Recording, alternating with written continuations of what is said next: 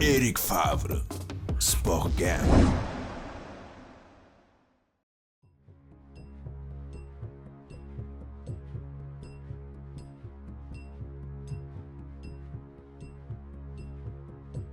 Yaay jambarange yaay jambar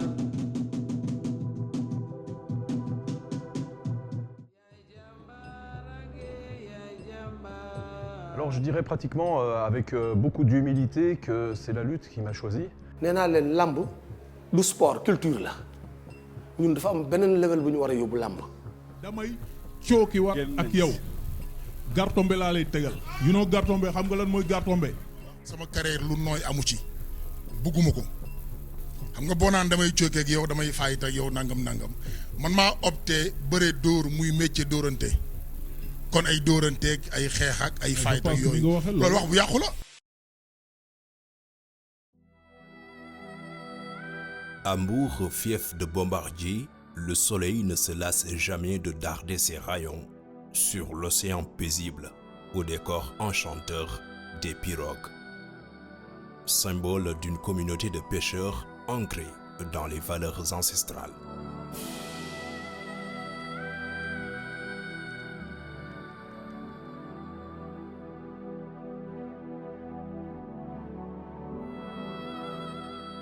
Et comme la nature est souvent inhérente, le champion de lutte replonge dans ses vieux souvenirs de pêcheurs passionnés.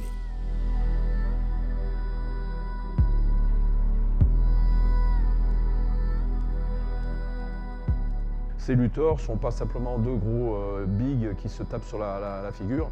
C'est des gens qui ont des valeurs, qui ont grandi dans des villages et pour qui la lutte a été une sorte d'exutoire qui leur permet aujourd'hui de vivre et de faire vivre aussi leur village et beaucoup de gens autour d'eux. Dans la capitale de la Petite Côte, la culture sénégalaise est parée de toutes les couleurs, de tous les sons et voix harmonieux, au rythme des tam-tams et des chants élogieux.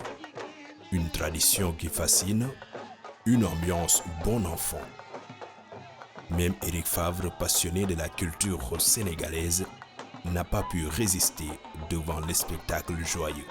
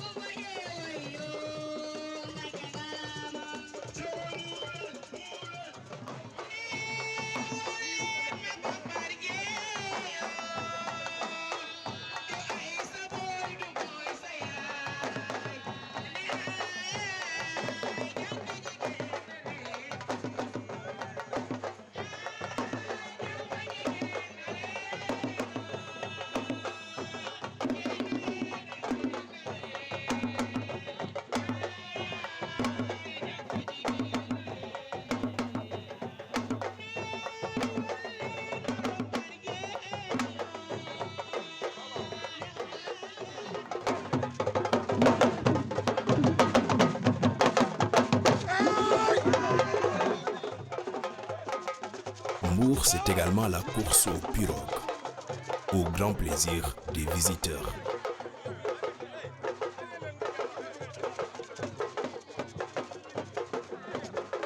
Une autre vitrine du melting pot, une expérience qui s'avère nostalgique pour Eric Favre. C'est une journée magique, magnifique, puisqu'elle m'a replongé vraiment avec une culture complètement différente, mais dans mes vraies valeurs qui sont au fond de moi, au fond de mon cœur, qui sont ces valeurs de joie, de partage, où il y avait de la danse, il y avait du travail, il y avait beaucoup d'éléments qui font l'homme que je suis aujourd'hui. Et de les retrouver de manière simple et avec ce plaisir de partager nos cultures. J'ai été reçu à Mbour avec beaucoup d'amour, avec beaucoup Bien sûr, on est toujours curieux au départ. Je viens de France, je suis un homme blanc.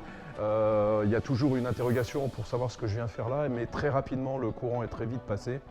Et je pense que la simplicité, l'humanité que l'on peut avoir des deux côtés fait qu'on partage des moments très intenses et très forts et qui permet de nous enraciner tous ensemble dans ce projet de la revanche qui aura lieu le 12 février. ñuy remercier bu baax Eric di ko sant bu baax parce que initiative bi mu def am na solo boo xoolee sama interview yu yàgg yi ma doon defee loolu laa dama ni làmb war nañ ko gën a médiatiser au niveau international loolu moo desoon.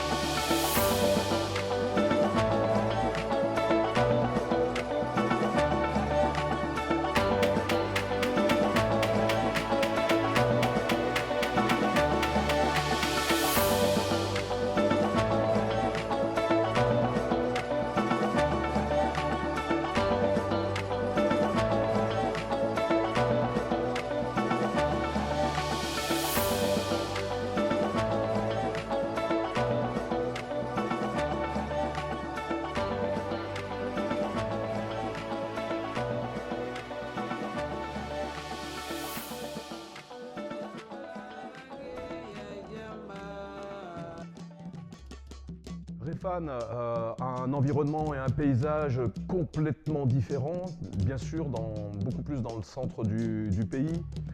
mais bu may dugg ci entrée dëkk bi sama xol dafa sedd dëkk bi da nga fay dugg rek xam ne dëkk bi dafa am baatin.